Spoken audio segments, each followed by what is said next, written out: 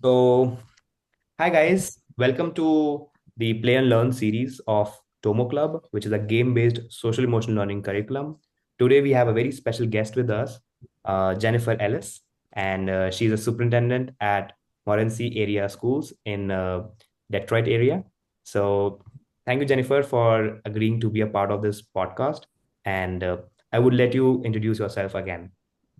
All right. As he said, I'm Jennifer Ellis. I'm the proud superintendent of Morenci area schools. We are a small rural school outside the Detroit area. We're probably about an hour outside, right along the Ohio border and inside Lenawee County.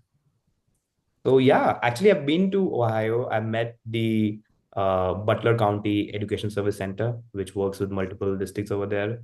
So yeah, I love the travel because Good for you. I took a car from Cincinnati and drove all the way to that. It was a beautiful ride. I'm unfamiliar with where exactly Butler is. So, us Michiganders, we sometimes have some hard feelings towards Ohio. So, I should have known that before, go but okay, blue. for sure. So today we are discussing about a very interesting topic of what the evolving role of school superintendent. From administrators to visionaries, because there is just so much happening around the world and around technology, and education is not anymore the late adopter of things. I think education and the sector has to be kind of running the forefront because our kids are running the forefront. They Mhm. are the one who are so quickly adapting to different technologies, different trends, that school leaders have to keep up with a lot of things. So my first question to you is, how do you describe your shift in the role of school superintendent, over the years? Well, this is my third year as a school superintendent, and I would say that, visionary leadership was really just definitely a strong thing I wanted to bring into the role. We know that people are, I hear you and your perspective and around, the rapidly changing demands within the workforce and within the way our students are learning or can access information, the ability they have to quickly access, and how that's shifting and impacting education. But above and beyond that, for me, through the lens of visionary leadership, when we look at staff, it's really important that we're setting a tone and a vision for staff, and one of optimism that is forward thinking, but also has structures of support. We know people are leaving the education profession, and we are seeing and hearing about teacher shortages. And when we look at motivational theories and what really helps employers with retention, we see collective efficacy being a big part of that. And so if we don't have a clear vision as the leader and we can't articulate that and have a common goal and be bringing our staff around a vision and developing that collective efficacy, I don't think we're supporting them. And we're going to see stress and challenges and have issues with staff retention. So, it was definitely something I wanted to bring into my role, and I think is just an integral part of who I am. No, that's very important. I think I do feel every organization now has that kind of a startup culture in its own way. Like when we have to hire people, they don't just join us for the money, but they join for the vision. Because and you need those people who want to work for the vision, because those are the one who will actually be there when the things are not going right, and during the hard time, it's the vision that's gonna sail the boat, I would say. Absolutely. And as I mean, we know that education struggles to compete with other industries in terms of salary. So we may never win on the salary front, but how can we tap into people's passion and feelings of fulfillment through meaningful work? And, too often in education, it's been where, we're jumping on this initiative and then we're doing that initiative without really a diagnosis of, does this align? or an evaluation of, does this align with our vision and mission and where we want to move as an organization? And if it, and so how do we evaluate and assess that in order to not overly burden people with too many initiative burnout, and help them to have a clear vision of what their role is in helping us as an organization move forward in order to, avoid that burnout, fill them up in meaningful work, and also build that sense of efficacy. I know what's expected of me. I know how I positively contribute. I have the tools and supports in order to achieve this goal. No, absolutely. I have actually heard about a couple of stories myself firsthand of people quitting from the corporate world and going back to education because that's what really give them happiness. And now, since we all are in that generation where we talk about mental health and we talk about our passion much more vehemently and not just Yeah. as a side discussion. I think that's helping people come back to their roots because a lot of people out there love working with kids, love to take this initiatives. And if an organization can help them with that mission, I think that's money will definitely take the second spot. Absolutely. And, we know we hear about the different generations, and their working styles and what they're looking for from their employment.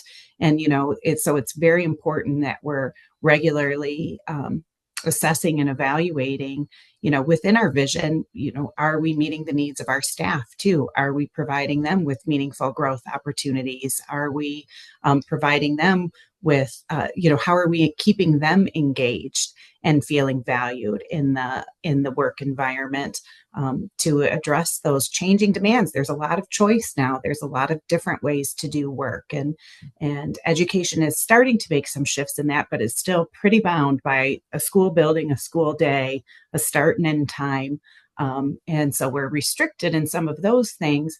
So how can we bring in some other opportunities to meet those needs for a little bit of variety and flexibility and personal growth and development? No, absolutely. So you did mention about employee retention is or attraction is the biggest problem one. But what about the other challenges you currently are facing today from the education landscape point of view? Which ones? So, obviously we I think this definitely we need a different separate podcast for that. Yeah, exactly. We could, how many do we want to list today? So obviously, there's always financial challenges within education, and being in public education too. People, parents, and communities. There's a lot of desire out there. Coming out of the pandemic was definitely a challenging time for the educational experiences, and a lot of families didn't feel that public education met their needs, and so they have explored and pursued other options. So, we have student enrollment as an issue, which of course has a financial impact as well. So, I think this is where, for me, again, it goes back to what is our main mission and vision, and are we aligning all of our decision? Do we have a strategic plan or a strategic approach to align all of our decision making, um, to make those financial decisions and be very savvy? We have to be very strategic. And so, that is definitely very important, and to help address that barrier. And then, of course, we have some of the political things that are going on and some thoughts that people have about what's going on in school. So I think within that, visionary leadership is also a huge element of transparency and communication. So how are we engaging our community and sharing, what really is happening? How are we inviting them in to see what is going on in the school building instead of just a soundbite they heard on Facebook, Instagram, or TikTok about some horrible story that was happening in schools? Because there are bad, there are cases and things that are bad, but the majority of us are really striving to do good work and to meet your kids' needs and to do the best by your kids. We are invested in that. But if we're not taking the time to build those relationships and those partnerships as part of our overarching vision, and um, you know, we're missing a boat there. We need to be very proactive in doing that. So I would say that's another challenge we're up against. No, absolutely. I think misinformation is, first of all, a lot outside and it spreads 100x faster. than positive The, news. the misinformation always spreads so much faster than the factual information. Yeah, and I think that's a definitely a new challenge. But when you talked about the expectation of parents have changed, especially after pandemic, and they have started to explore different options. Uh, so what are those challenges? And you mentioned both, not challenges, but are the expectation of parents and government in that way, if I may ask.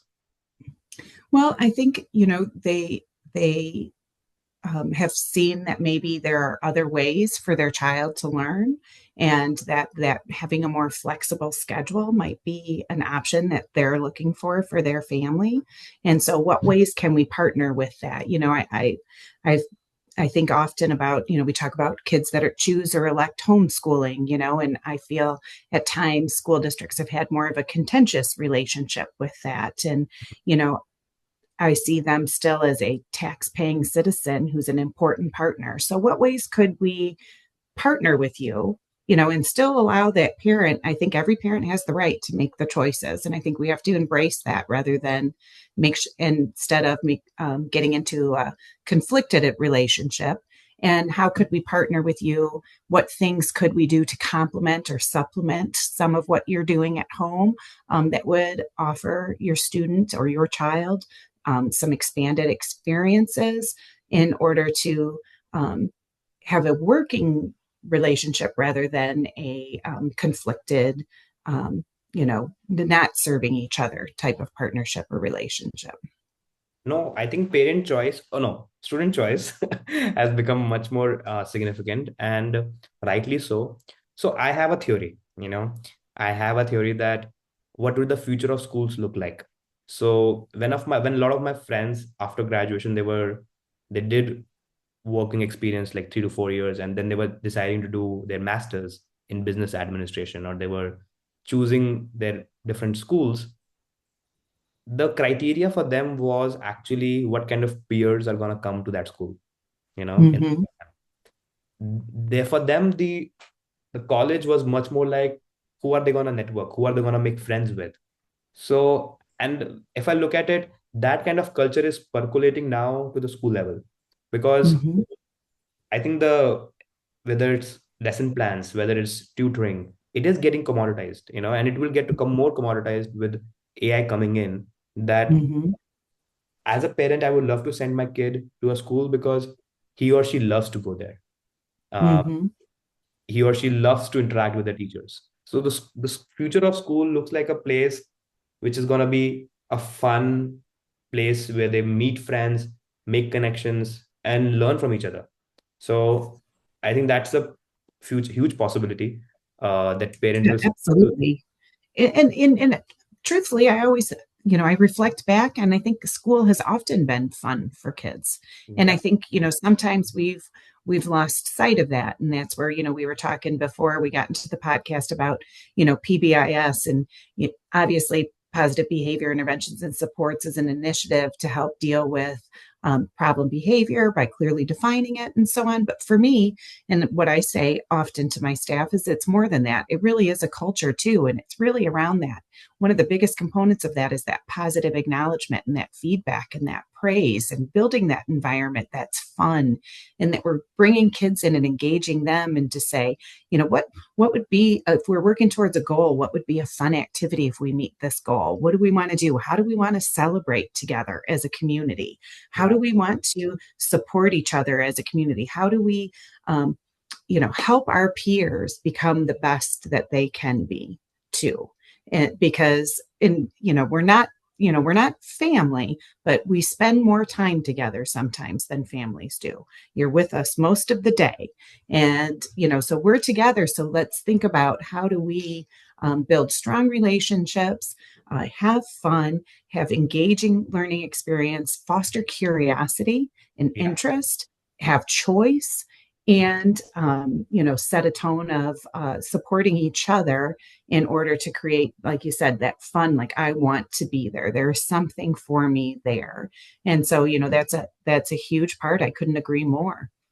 And so we have to regularly analyze and survey and make sure we're, kind of the saying, adapt or die. We always have to be looking at what clubs, recently we, as part of our strategic plan, have been wanting to make sure that we are, the whole child experiences. And so, we know that 54% of our students participate in our athletic programs, but that means 46% don't. And so Right. what are we doing for the 46%? Right. We always focus on what additional athletic offerings we need to offer, but we do have a large population that's not their jam. So how do we give them something? So we've got, is it robotics that we need to expand? Is it, we have a Dungeons and Dragons club? Mm. Is it theater? What are the other things we need to offer, and how are we serving students to gather that input in order to design the school for them, because it is their school. No, absolutely. In fact, I tell a lot of times to the parents, when they talk about different programs, that if any program can have active participation of a student, that program is going to be a hit. So in a lot of settings, some kids are going to drive the entire conversation and the other kids will like, whatever. So, Yeah. so how do you ensure active participation of each kid? That becomes crucial. And also sometimes when they know that, it's unstructured also. I think the unstructured programs is also sometimes fun where they don't need to be really bounded to do things, but they're just set free. So I think that has a lot of fun element. Absolutely. Uh, Absolutely. so I understand from the parent expectation point of view and the children expectation point of view, but at the same time, the role of a superintendent is a very controversial place. You have it because it's a very political position, if I would say, because Hmm. that's how it is. So how do you manage that expectations? Because you have to be visionary, so you have to keep a lot of, it's like you are being stretched in so many different directions at the same time. So how do you keep sanity and be a visionary in that way? Well, I think, you have to be very authentic to yourself, and you have to, because it is a very demanding thing. So if you're not being true and authentic to um, your core values, you're going to feel that dissonance and you're going to burn out. So you first and foremost, I think, have to understand what your core values are and be authentic to those. And, as since being authentic is one of my strong core values, I do find that I definitely focus on building those relationships and being honest and creating that transparency, inviting people in, when I think there's a topic that might get a have some differing opinions around. Some of us may avoid and want to avoid that topic getting out to the public. I tend to try to do a little outreach and say, hey, we're going to be talking about this, whether it's a little video on social media, a newsletter home. This topic's going to be on the board agenda. Please come and share your views. I'm open. I think that's the balance, is you can have your direction you want to go, but you also have to recognize that you're in a service position, and I serve the community, and I serve the students, and I serve the staff. And so, I can have a vision, but it's got to be a collaborative one. And I have to be open to changing directions or tweaking things, if that isn't the direction that individuals want to go. Now, that being said, that doesn't mean you just give up on a step just because change is hard. I think when we look at change leadership, we know we have to support staff. We know we're going to get some resistance on certain things, but we also have to make sure that within that we're balancing, doing our checks and balances and making sure that our vision aligns with the wants and needs of the people that we serve.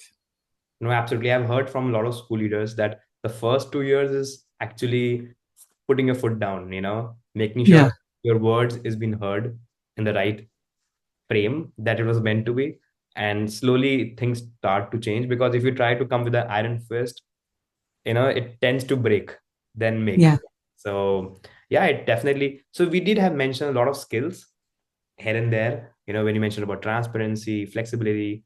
But if you want to answer specifically that what skills a school leader should be focusing on developing, to become a school superintendent in the next decade, what would it be? Oh, that's a great question. And kind of complex. I don't think there's a real simple answer to that. So obviously, I think you have to, have a diplomacy. You have to have the ability to clearly articulate your thoughts and ideas. You have to have the ability to, I think, understand like we talk a little bit about implementation science. What is it that needs to be in place in order for an initiative to be sustained, to grow and develop, and then also the ability to understand data Hmm. and Nice. and your finances, definitely, because that being another data piece, so that you can appropriately uh, determine what your needs and priorities are. That's very well said. Well, I am not a school leader, but I also have one advice, which I have seen throughout my like different organizations that I have led. I think is about mentorship. So if as early if you can find a mentor who you really look forward to and where you can unwind. Do so by the way, do you have a mentor, who I helps? do. Absolutely. I do. I love having a mentor. I have more than one, but one that I primarily use, but Hmm. definitely others that I lean on. And I am vocal about that and share that. Actually, professional learning as a whole Yeah, is something I'm very passionate about. I feel like professional learning sometimes gets a bad rap, but I think we've often put in front of people a lot of useless, pointless, one time off. We're going to learn about this. We're never going to come back to it. We're never going to use it. So I understand why it gives a bad taste in people's mouth. But yeah. I am a strong believer that um, continuous growth, continuous improvement, database decision making, and professional learning are integral parts of system change, and that we have to be very thoughtful and strategic about how we design that, and who we connect to mentors and things, and getting people connected to mentors and opportunities to go visit other schools to see things, because we only know what we know. Yeah, true. No, this is, and my life has changed lately, especially working in the education sector. I think now I have three mentors from three different part of country, and they add. So what we do is I set up 1 hour every week with all three of them separately, and I just literally unbundle whatever I've done in that week, and sometimes I just cry it out, even if I know I Yep. don't be. I just want to be heard by someone who can say it's okay. Yeah. So, so I think I love that part.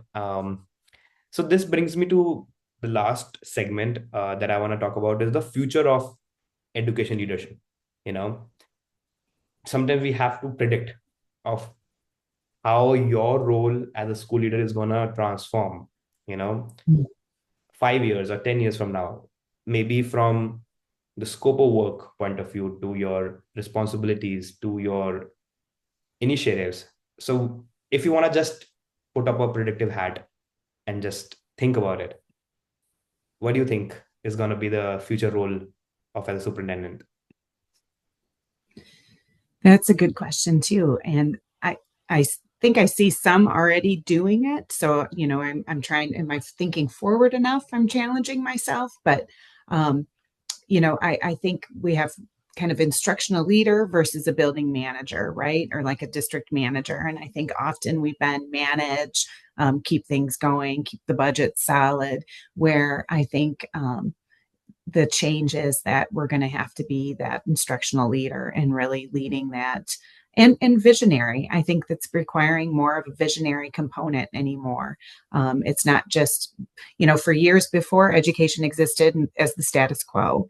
Yeah. Now we know we have all these external forces and demands that are going to require us to be more adaptable and to be more forward thinking and responsive to the demands of our communities, our students, the needs of our staff.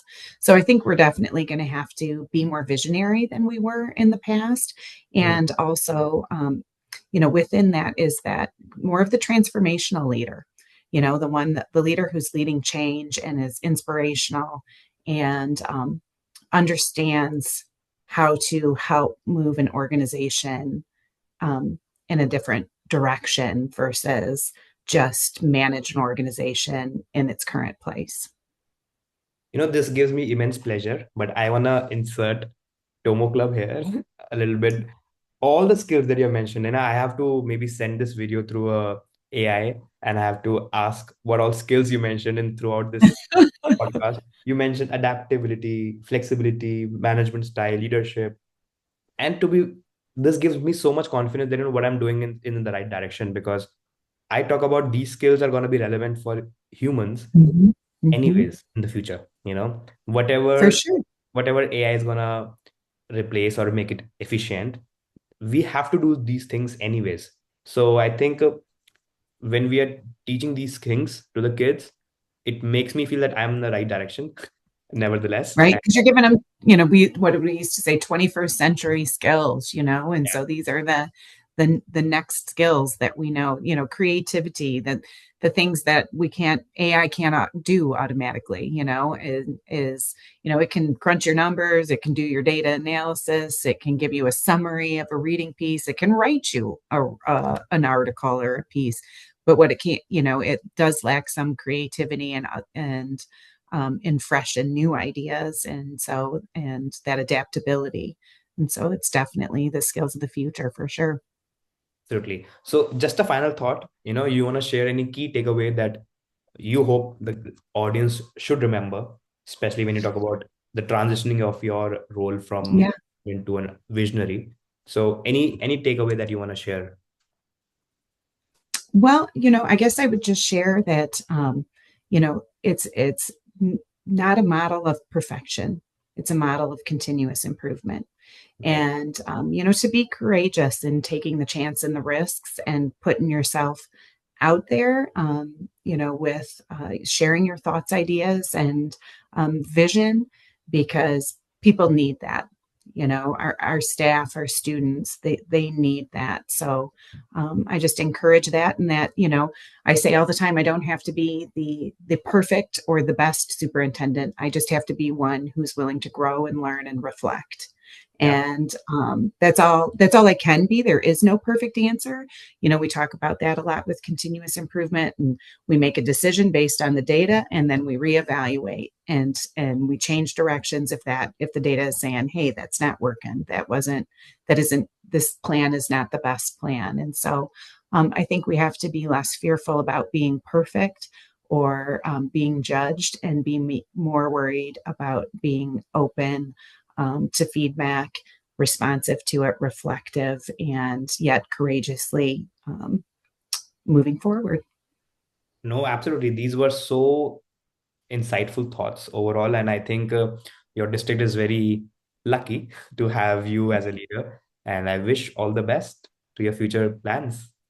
Well, thank you so much. I feel lucky to be their leader. I'm very grateful for the opportunity. Perfect. Perfect. Thank you so much. It was a great and